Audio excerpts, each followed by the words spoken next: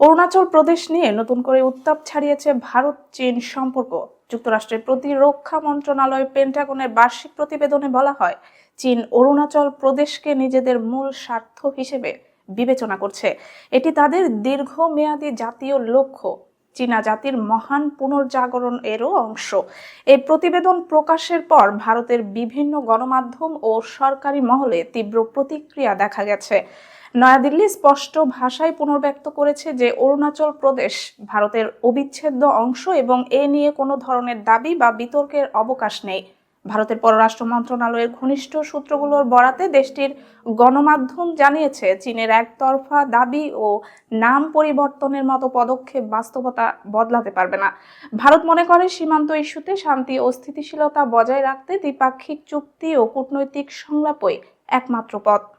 ভারতীয় সংবাদ মাধ্যমগুলো আরো উল্লেখ করেছে, সাম্প্রতিক বছরগুলোতে পূর্ব লাদাখে উত্তেজনার অভিজ্ঞতা দিল্লিকে আরো সতর্ক করেছে।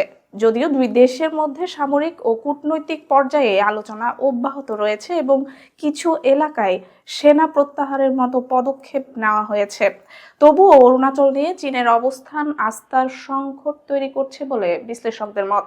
পেন্টাগনের প্রতিবেদনে আরো উল্লেখ করা হয়েছে, বেইজিং 2049 সালের মধ্যে এই পুনর্জাগরণ অর্জনের লক্ষ্য নির্ধারণ করেছে।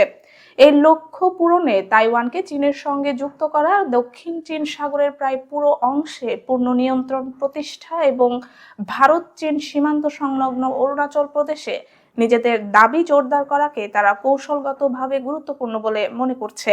প্রতিবেদনের ভাষ্য অনুযায়ী, চীন এমন একটি আধুনিক ও শক্তিশালী সেনাবাহিনী গড়ে তুলেছে যা যে কোনো সংঘাতে লড়াই করে জিততে সক্ষম হবে এবং একই সঙ্গে তাদের ভৌগোলিক অখণ্ডতা ও নিরাপত্তার স্বার্থ রক্ষা করবে।